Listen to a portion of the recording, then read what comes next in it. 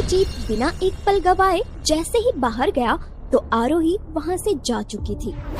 ओह God, आरोही कितना hurt हो गई होगी। मुझे उसे मनाना पड़ेगा। वो जरूर वहीं गई होगी जहाँ उसे मैं जाकर मनाता हूँ। आरोही सीधा रोते हुए उसी जगह पर पहुँच गई जहाँ वो पहली बार मिले थे।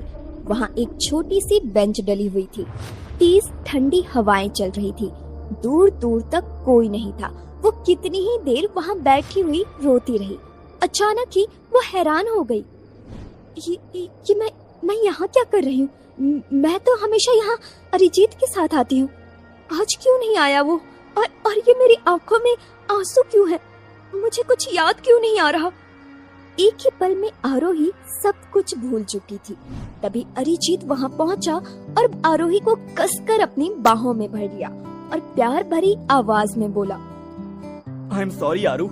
माँ पापा ने तुम्हारे साथ जो भी किया वो बहुत ही गलत था, लेकिन तुम फिक्र मत करो, हम जल्दी शादी कर लेंगे।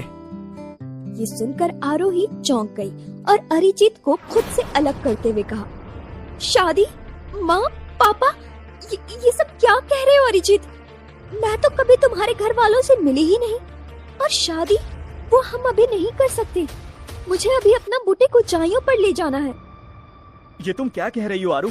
आई नो कि तुम बहुत हर्ट हो गई हो, पर इसका मतलब ये तो नहीं ना कि तुम मुझे ऐसे डराओगी। नहीं अरिजीत, मैं तुमसे गुस्सा नहीं हूँ, बल्कि मुझे खुद याद नहीं आ रहा कि मैं यहाँ कैसे आई। ये सुनकर अरिजीत चौंक गया, पर कुछ सोचकर वो चुप हो गया। धीरे धीरे वक्त बीतने लगा।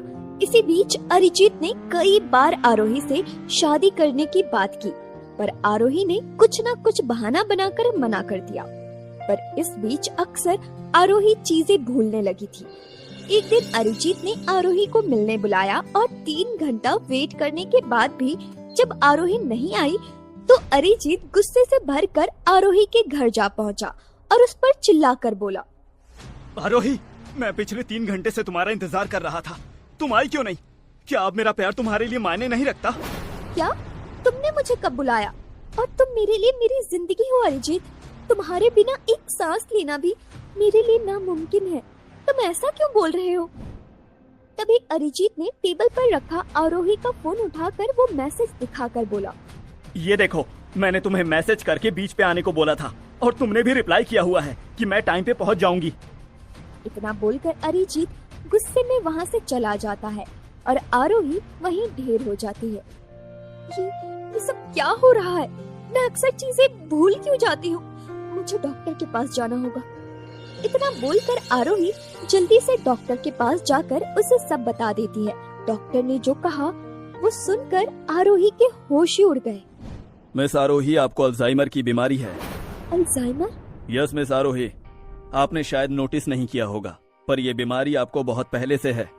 ये सुनकर आरोही घबराकर उठ खड़ी हुई और डॉक्टर से बोली, क्या इस बीमारी का कोई इलाज नहीं है डॉक्टर? क्या ट्रीटमेंट लेने से मैं ठीक हो जाऊंगी? आई एम सॉरी आरोही, पर आपकी बीमारी हद से ज्यादा बढ़ चुकी है और अब इसे रोक पाना नामुमकिन है, क्योंकि आपकी बीमारी का आखिरी स्टेज शुरू हो चुका है।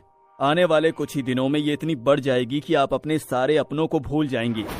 यहाँ तक कि आप कौन हैं आपको ये भी याद नहीं रहेगा।